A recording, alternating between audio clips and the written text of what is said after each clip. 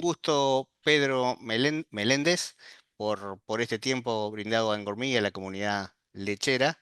El doctor ha escrito un libro que ha sido publicado en el 2024 y que es de interés para toda nuestra comunidad lechera. Muchísimas gracias, doctor, por este tiempo. Eh, ¿Qué lo motivó, doctor, a escribir este libro? ¿Cómo estás? Muchas gracias en primer lugar por la invitación. Este, la historia es entre larga y corta, pero ya van 30 años de carrera y yo he estado en la academia, siempre ligado a la academia y siempre con una red de, ¿no es cierto? Yo digo primero amigos que nos llevamos muy bien y que también son de la academia. Uno de ellos, el doctor Julián Bartolomé, que ustedes me imagino lo deben conocer, a Julián, él es de la Universidad Nacional de La Pampa, profesor, estudiamos juntos en Florida, él sacó su doctorado, trabaja en reproducción y con Julián, digamos, mantenemos la amistad y seguimos trabajando en conjunto y así mucha gente más. Y todo mi bagaje, ¿no es cierto?, académico, que he estado en muchas universidades, por suerte, ¿no es cierto?, en otros países trabajando y todo lo que es la investigación, bueno, uno empieza a pensar, ok, hay harta información, harta experiencia, hay varios libros, varios papers. Yo ya había editado un libro con el doctor Carlos Risco que se llama Daily Production Medicine, que está, ya parece que está de public domain en la web.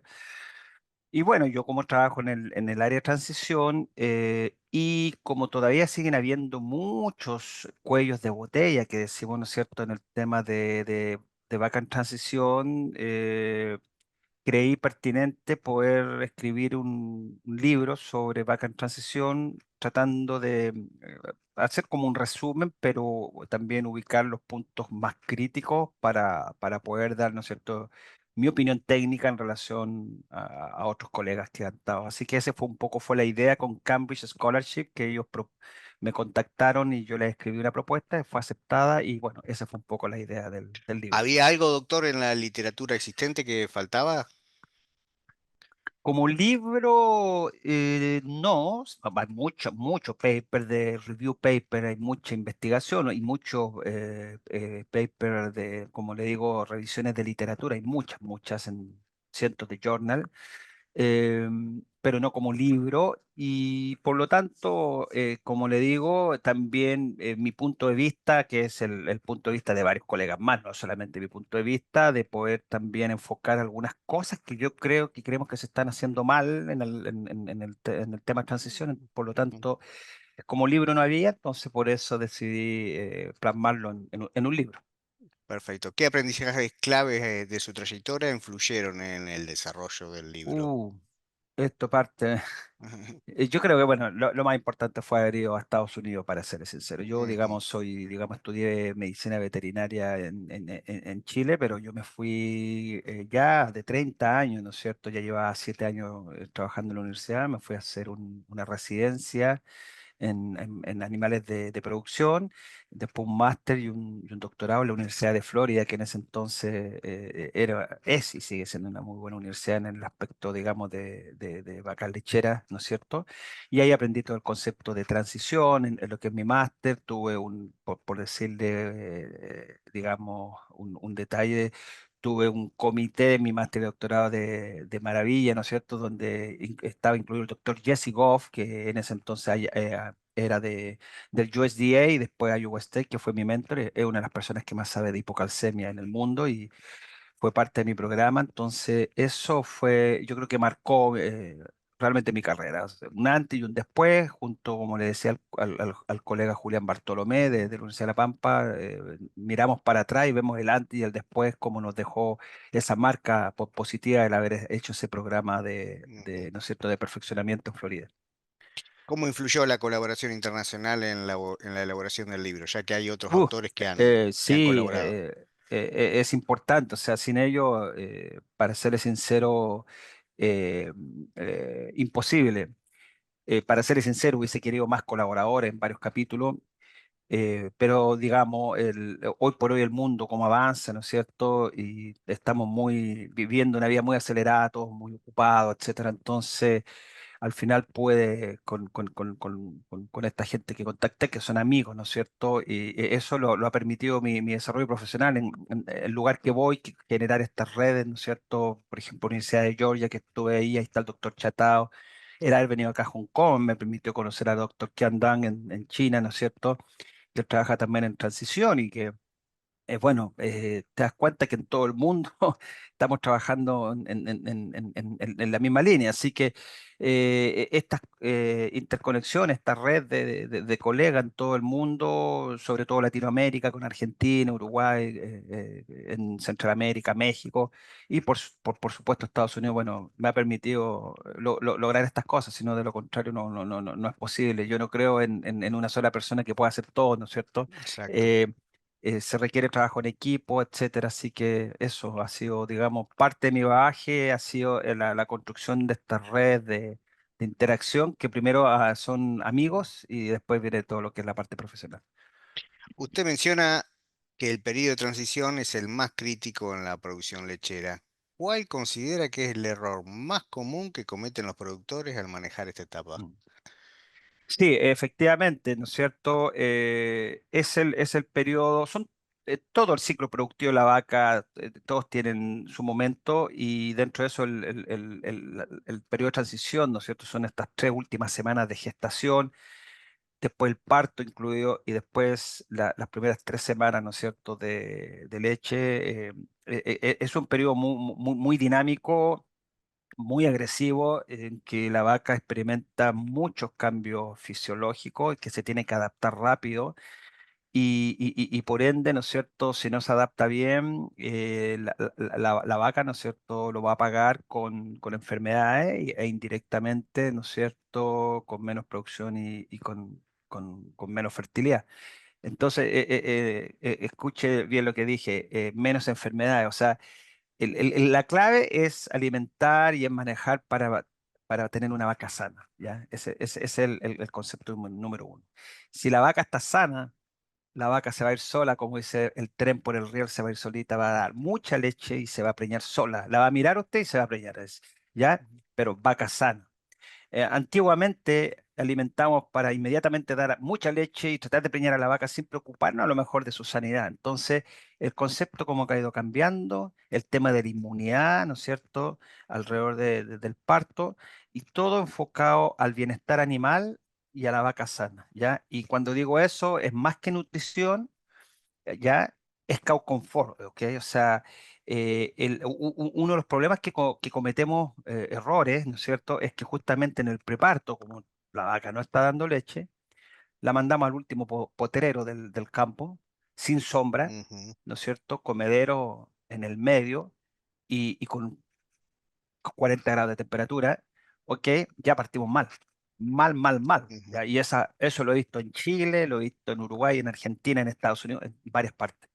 Si no le ujú, damos confort a las vacas, si no le damos un hotel 5 estrellas, como se dice vulgarmente, olvídese, le puede dar chocolate a las vacas y no van a estar sanas. O sea, usted tiene que considerar que este es un todo, alimentar, pero el confort de la vaca, el ambiente, ¿no es cierto? Una buena cama, ventilación, cubrir del sol, la radiación, calidad del agua, etcétera. Entonces, esa es una de las cosas que cometemos mucho error, ¿ya? Y eso lo pagamos. Por ejemplo, le puedo demostrar un estudio que hicimos, con datos de Argentina con el doctor Fernando Vargo, que analizamos este estudio fue de claves, ¿no es cierto?, que fueron cerca de 28 tambos con mucha lactancia, en que se les midió cuerpo cetónico y se midió condición corporal.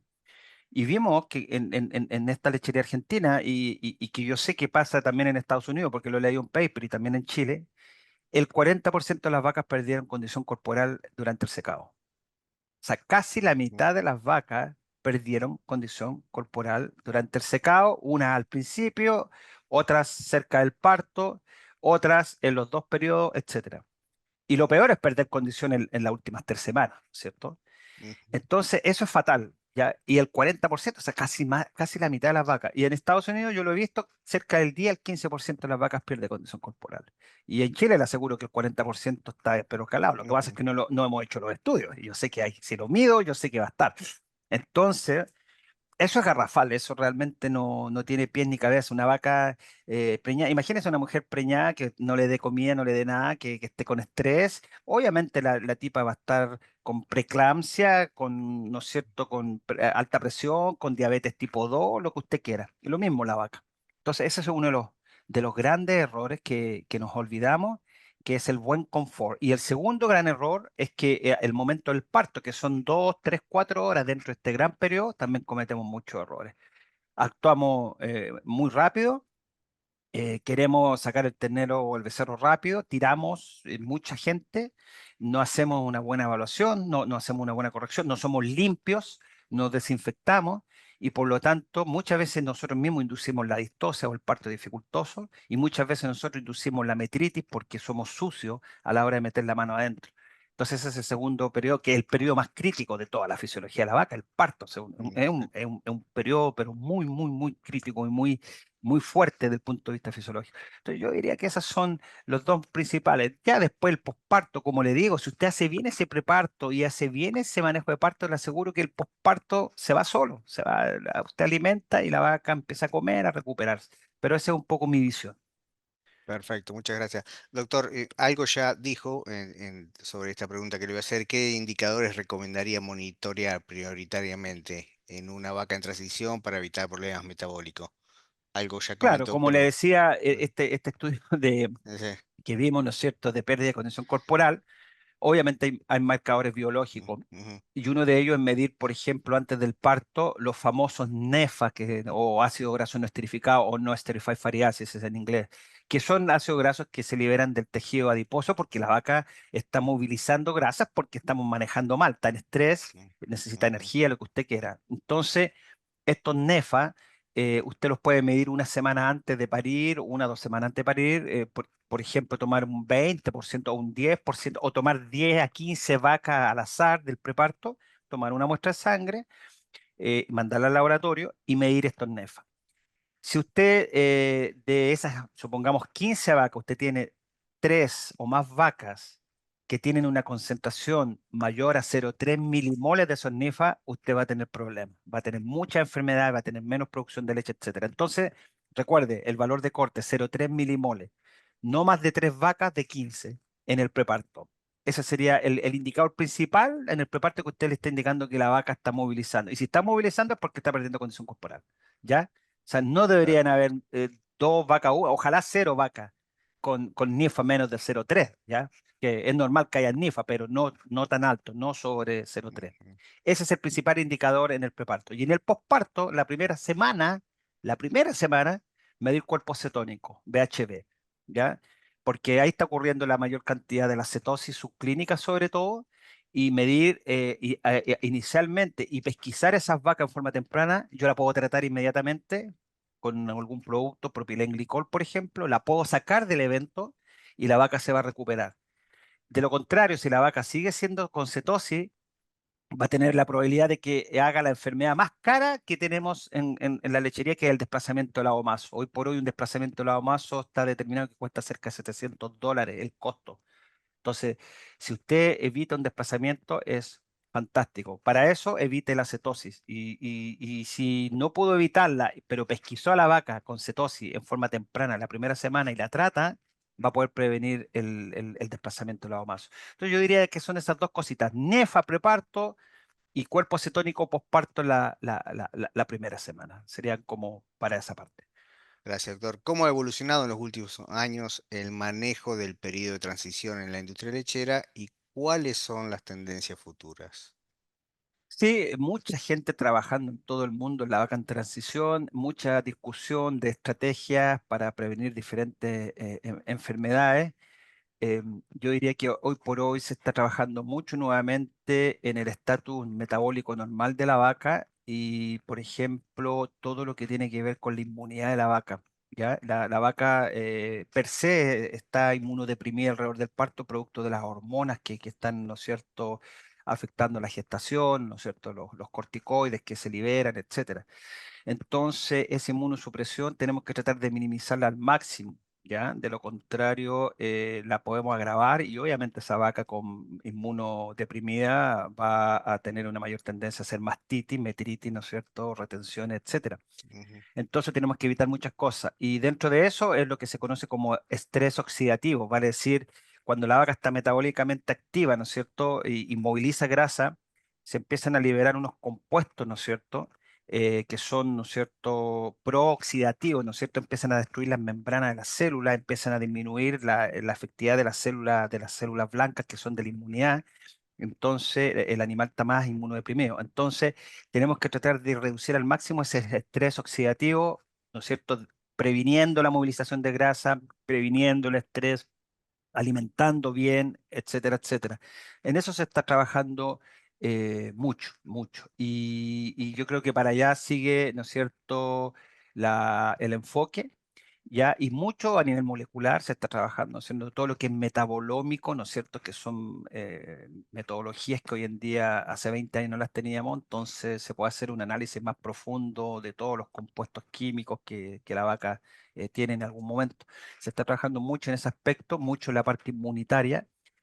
Y lo otro que se está trabajando mucho, fíjese, el tema del macro bioma, ¿no es cierto? Que de todo lo que es el tema, ¿no es cierto?, de los microorganismos en el rumen, en el intestino delgado, en el intestino grueso, en la glándula mamaria. Se está trabajando mucho eso porque está muy relacionado, aunque uno no lo crea, en los humanos, ¿no es cierto?, está muy relacionado con, por ejemplo, las bacterias en el intestino se han asociado a Alzheimer, se han asociado a sí. diabetes, se han asociado a problemas. Entonces, se está comunicando el intestino con el cerebro. Dice, "Oh, claro, cuando me duele el estómago, dice, ay, bueno, ando estresado. Bueno, ahí viene la comunicación y mucho las bacterias que están ahí y que liberan compuestos y que hay bacterias que son más patógenas. O sea, es impresionante el mundo de las bacterias y del microbioma y eso también se está trabajando mucho a nivel mundial en lo que es vaca en transición.